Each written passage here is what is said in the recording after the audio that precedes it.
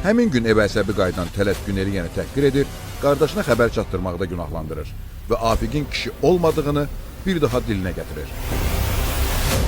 Günorta saatlarında Afiq iti addımlarla Tələtin evinə yaxınlaşır. Gördüğünüz kimi Afiq artıq öz qararını verib.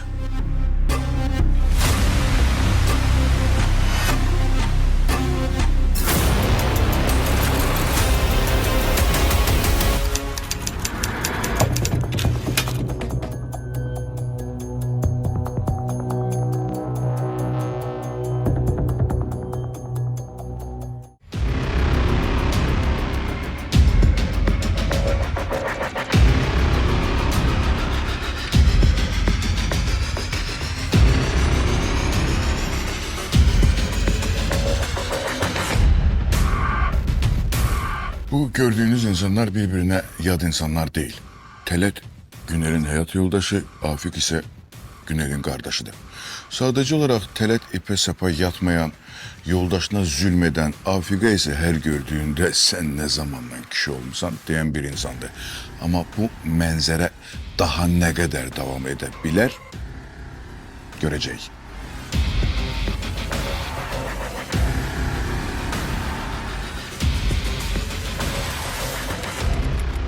İstintaq zamanı müəyyən edilmişdi ki, Tələt Haqverdiyev əvvəllər dələduzluq cinayətinə görə məhkum edilmiş, həbsdən çıxdıqdan sonra bir müddət sahibkarlıqla məşğul olmuş və daha sonra Günel Nağıyeva adlı xanımla ailə həyatı qurmuşdur.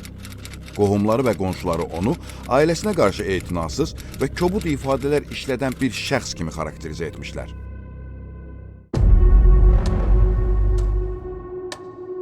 Tələt divanda oturub televizora baxır.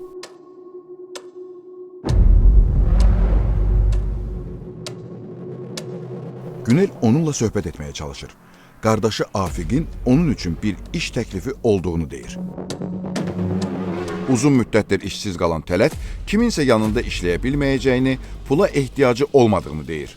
Daha sonra Günelə əsəbləşir, onu alçaldaraq qovur.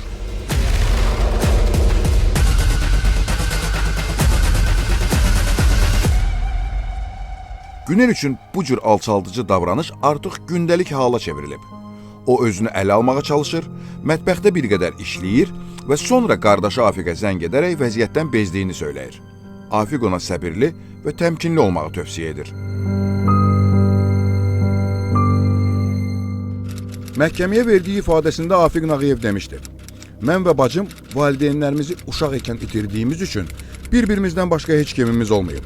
Bacım Tələti sevdiyini dediyi üçün onların ailə qurmasına razı olmuşdum. Ailəsini dağıtmaq istəmədiyimə görə hər dəfə bacıma səbirli olmağı tövsiyə edirdim."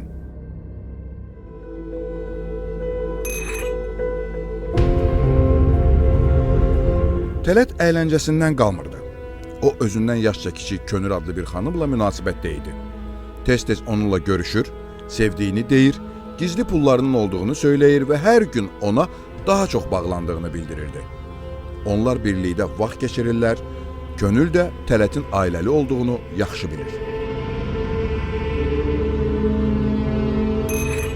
Kafedəki görüşdən sonra Tələtin hazırladığı sürprizi görmək üçün onlar bir məhəlləyə gəlirlər.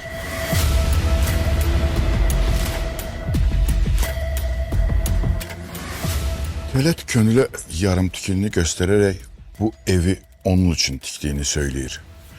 Ve hayat yoldaşı Günel'den tezliyle boşanacağını vəd verir. Könül ise haklı olarak bunları niye edirsən sualını verdiği de Tələt, ben bundan sonra hayatımı özüm için yaşamak istəyirəm cevabını verir.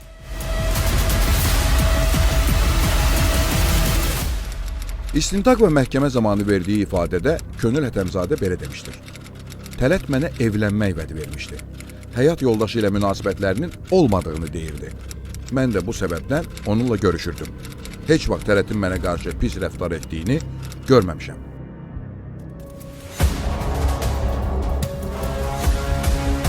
Günortadan sonra Günel Tələtin xoşuna gəlmək üçün bəzənir. Tələt evin qapısından içəri daxil olan kimi o həyat yoldaşına nəvaziş göstərmək istəyir. Lakin bir qədər içkili olan Tələt onun bu hərəkətindən əsəbləşir. Güneli təhqir edir və otaqlardan birinə apararaq döyür. Günel başından aldığı zərbələrdən özünə gələ bilmir. ağrılardan ağlamağa belə taqəti qalmır. Bir neçə saat sonra özünü toparlayaraq qardaşı Afiqin işlədiyi mağazaya gedir. Afiq onu görəndə nə baş verdiyini soruşur. Günel artıq dözə bilmədiyini, lakin boşanmaq da istəmədiyini deyir. Hətta Tələtin onu döyərkən mən başqasını sevirəm, sən heç kimsən dediyini bildirir. Afiq əsəblərinə hakim olmağa çalışaraq bacısına evə qayıtmağı, hər şeyi özü həll edəcəyini deyir. Məhkəmə zalında Günel Nağıyeva belə ifadə vermişdir. Tələtə nifrət belə edə bilmirdim. Sadəcə hər şeydən bezmişdim. İntihar etməyi belə düşünürdüm. Amma içimdə onun düzələcəyinə bir ümid var idi.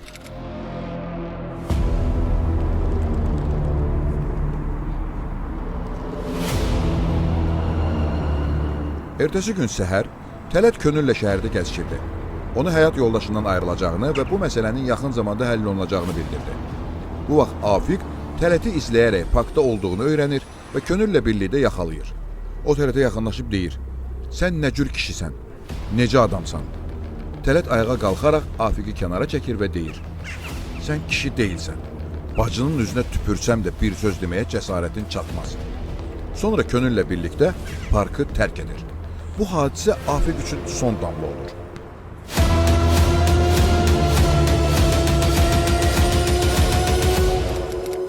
Məhkəmədə son sözündə Afiq belə demişdir: "Mən lazım olanı etdim və peşman deyiləm."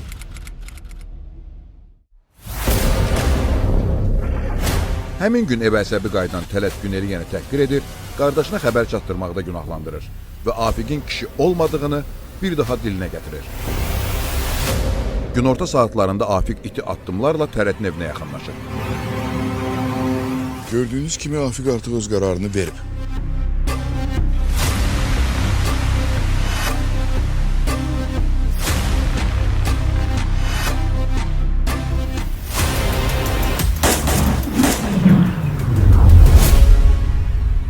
Afiq bacısına verilən zülmdən, ona deyilən sən kişi deyilsən sözlərindən sonra Tələti öz evinin qarşısında güllə ilə qətlə yetirir.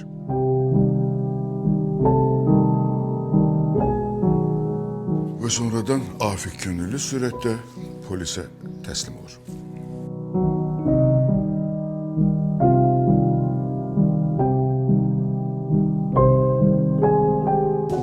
Haqqında istintaq aparılan və qəsdən adam öldürmə maddəsi ilə ittiham olunaraq məhkəmə qarşısına çıxarılan Afiq Nağıyev Ağır Cinayətlər Məhkəməsinin qərarı ilə 11 il 6 ay müddətinə azadlıqdan məhrum edilib.